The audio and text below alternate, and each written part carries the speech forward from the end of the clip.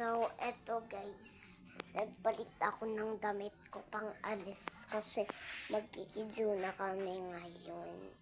Yan.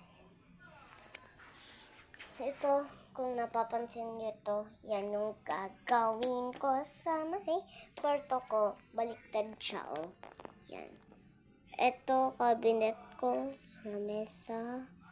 Ito naman, ewan lang, ito pinto ko, ito electric fan ko.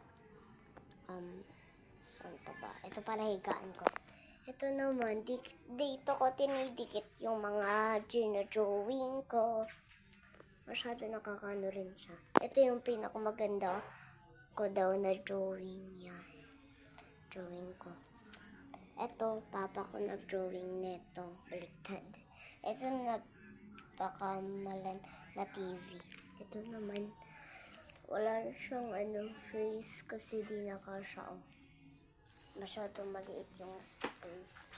Ito ako nung birthday ko, April 11 eh. Birthday ko. Yan. Team ko princess.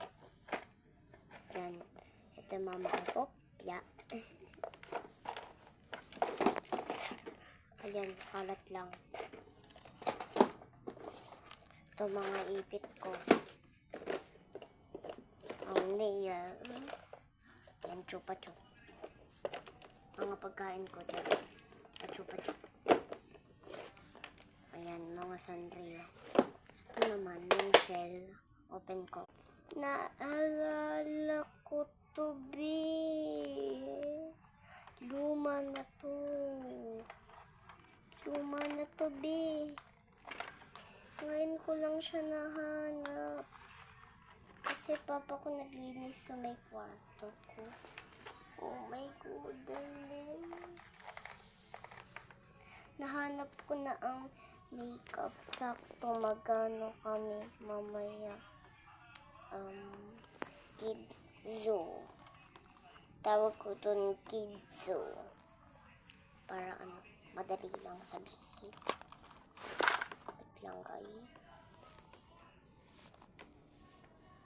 Naglaruan ko to nung dati, tinignan ko lahat. Lahat yan as in, tinignan ko.